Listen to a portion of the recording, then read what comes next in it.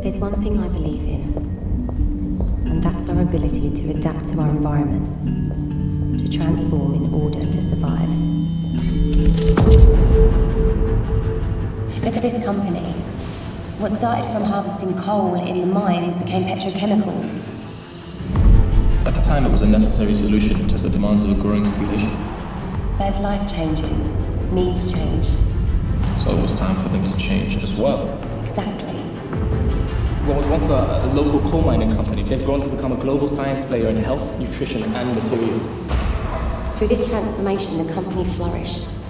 The challenges of nutrition and climate change and managing the Earth's resources can't be solved with just governance alone. We need these companies with the technological expertise and innovative power to provide answers. That's why DSM has decided to take the ultimate step in their transformation. It's what they've been building towards over the past century. Arrived at the true purpose of the company. The reason for their existence. To create brighter lives. For all. And with 1 in 4 people across the world already benefiting from their products, I believe they can do exactly that. From the dark tunnels of the Dutch state mines, something beautiful arose, a love for our world and humanity expressed through science, balancing profitable growth with playing a positive role in the world. Using bright science to create solutions for people today and generations to come. Healthy living, a stable climate, and a bio-based circular economy for all. I believe it's possible. And I'm not the only one.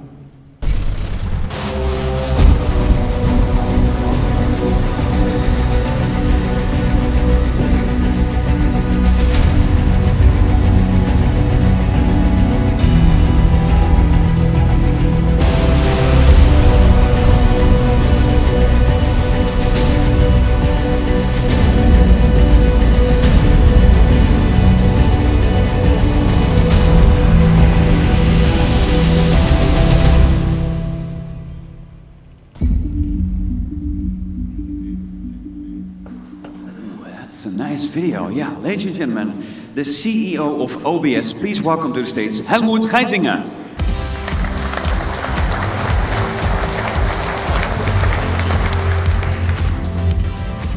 Good morning. It's great to be here as a member of the Orange family in a country where orange is an emblematic color in the almost always sunny Amsterdam.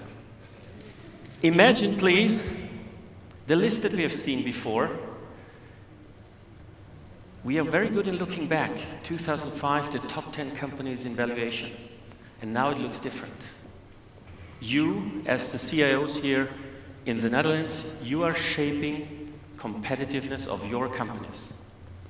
And what I try to say before we invite our guest from DSM on stage is there is a lot to shape for you and for us in Europe. Imagine that your company, combining your industrial skills and competencies with the data competencies, or AI as was said before, can create more competitiveness and a big impact on the market.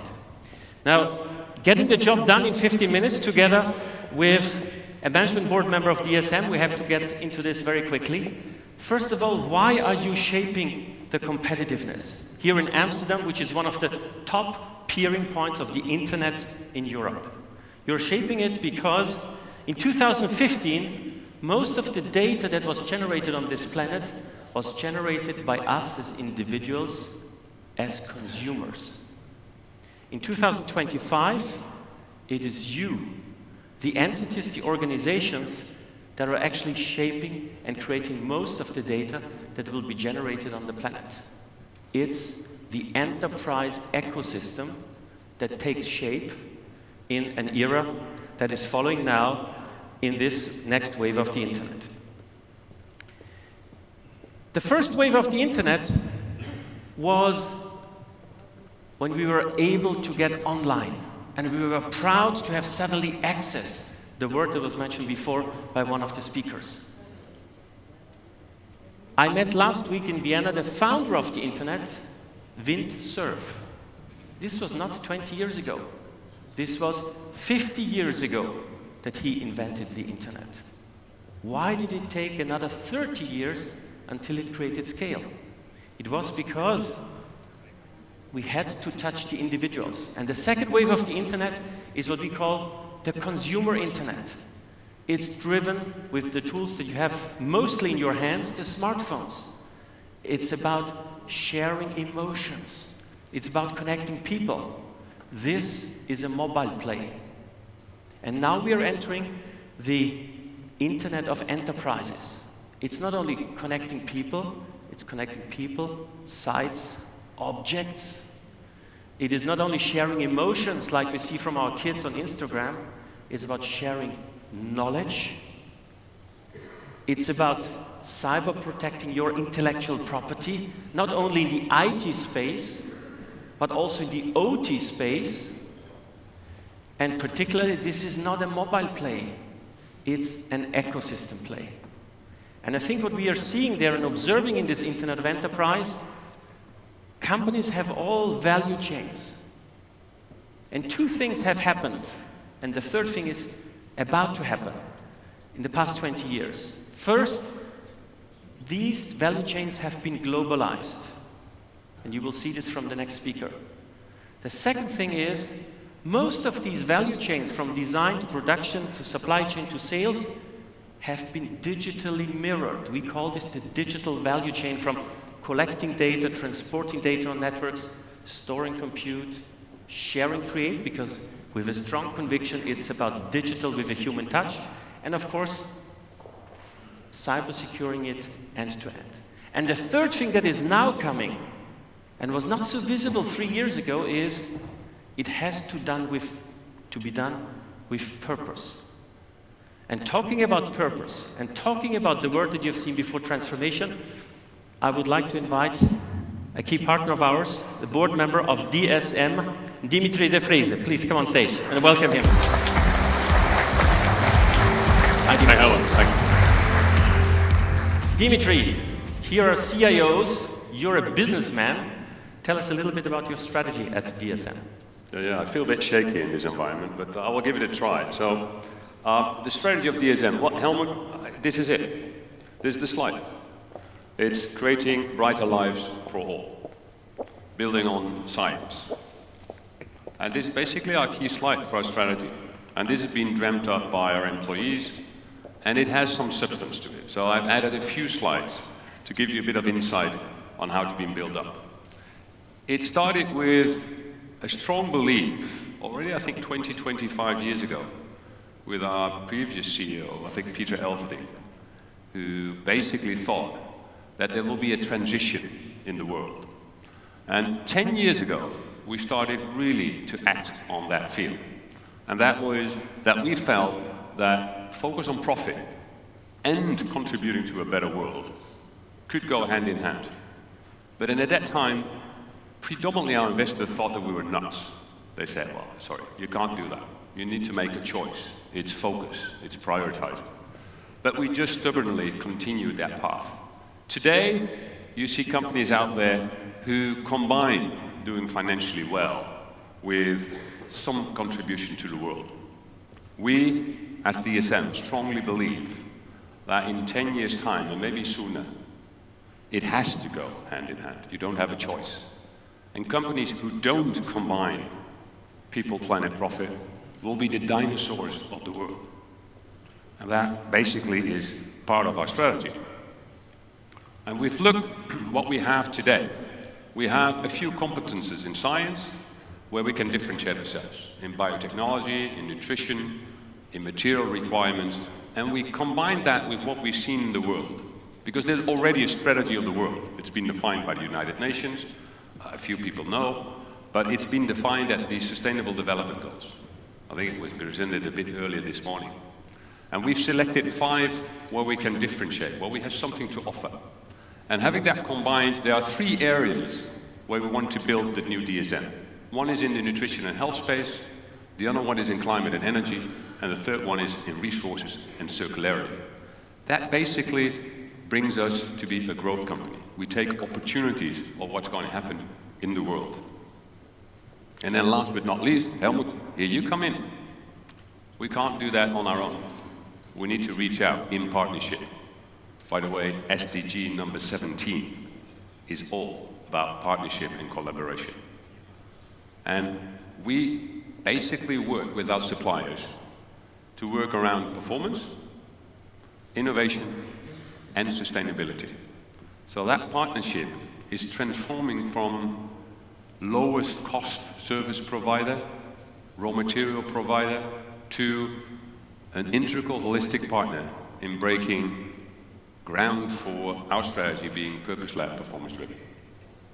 And we have actually started as the supplier of the Global Wide Area Network, which is the digital platform for the DSM teams, and then it moved on. Would you say something about the digital enablement within your company and the role it plays for your business? Because these are shapers of the digital landscape. Yeah, you perhaps see, hey, what does a nutrition, health, and sustainable living company has to do with digital? Well, quite a bit.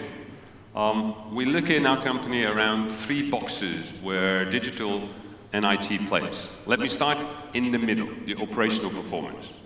Within the company, we always say that's the easy part. That is automation, that is optimizing, that is our operation space, getting sensors in, work with preventive maintenance, forecasting, and the like. And the second bit, where we currently put a lot of attention on, is customer intimacy. Look at data forecasting, know the consumer preferences, know what our customer wants. And thirdly, it's new business models. I think it has been explained here. We see that data has an enormous advantage. And in the nutrition space, we are active in animal nutrition and human nutrition. In the animal nutrition, we, based on the species, whether it's pork, when it's a ruminant, whether it's poultry, whether it's in Brazil or in China, whether the weather is nice or whether it's raining, we modify the premix, so what these animals eat, to grow healthy and remain healthy. And the beauty about these animals is that they eat what they get, what we propose they should eat. Well, we also tried that model on human nutrition, and the bad luck is that humans not always listen to what we think they should eat to be healthy. So just to check with you, just raise your hand if you took your multivitamin this morning, right? Just, okay, so there's still opportunity for us to grow. Yeah. Well, the beauty is that the next step in nutrition will be personal nutrition. So what we've learned from animal nutrition, we want to apply to human nutrition. Because if you have had sun the last week, it doesn't mean that you need more vitamin D. If you exercised this morning, then you could do with less of vitamin A or B. If you had an intensive exercise, you need a bit more vitamin C. In November and December, with the viruses out there, you need to take a little bit more of vitamin C.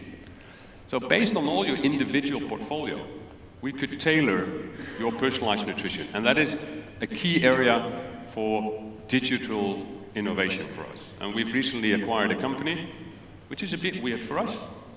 It's just a data company. It's a search engine, it's an artificial intelligence database, just to learn how we could tailor and personalize that nutrition. Hopefully to convince you to take better and better multivitamins to keep you healthy for the future. So there's why digital gets a prominent place in how we operate our business at Helmut. Yeah, fantastic. And the journey with Orange so far in terms of the business, IT and Link? You want me to be frank? Here you go. As the Dutch are. I will polish it a little with the French style, right? We started in 2004, just as a normal network provider. And we built a trusted partner relationship in 10 years' time. But it went with ups and downs. In all fairness, I think over the last 5-6 years, we really became partner after going through a very difficult period. I think within our company, Orange was the most mentioned supplier during the supplier satisfaction discussions. And those were not most mentioned in the terms of the positive. And it's always easy if things go wrong, you just blame your supplier. Well, I never do that, but our people do that, right? But I have to say, a big compliment to Orange, you never, ever, ever gave up. You brought your teams together on different levels. We have 250 sites in the world, and you were going there one by one, saying, how can we improve? How can we improve quality? And we built a trusted relationship. And based on that, we improved our performance. We added new services, and I think it's fair to say that today, Orange Business Service is a real strategic partner for us in the sense of you really help us to implement our strategy. And as you were transforming as well a lot, thank you, Dimitri, the DSM case is a good example of transformation. 2 years ago, I spent 2 months in Stanford. Your case was mentioned, a company that is doing today completely different business than it was doing 30 years ago. Transformation, and you here in the room, you're able to shape this. And where we believe strongly is in digital with a human touch. Therefore, innovation is very critical. And this, I believe, is also the opportunity for Europe. Imagine again this list of the top 10 companies in the world. In the consumer internet, the brands that you have seen before, the Facebooks and so on, have led the game together with the Chinese. Interestingly, we only talk about America. China has digitized its society much faster than we have been doing. The next question is, who will lead the industrial internet? And here, that's a personal conviction, not only a company statement. That's a personal conviction as a European citizen. Europe has a strong role to play because we combine digital with a human touch and the knowledge of industrial process automation and all the skills that we have on this lovely continent. Thank you so much for listening. We are now showing you one little video that also adopts this human touch of digital from the side of Orange Business Services. Thank you. There's so many things that I want to tell you. So many. You're still so young. Try to keep in mind that there's also a world out there, okay? Be careful, but don't be scared. And don't ever let anyone tell you how you should look, or how you should think. I know I'm not perfect either, but I try to improve myself. Learning to talk to you. So please, promise me you'll never forget how beautiful this world is. Especially now that you have this in your hand.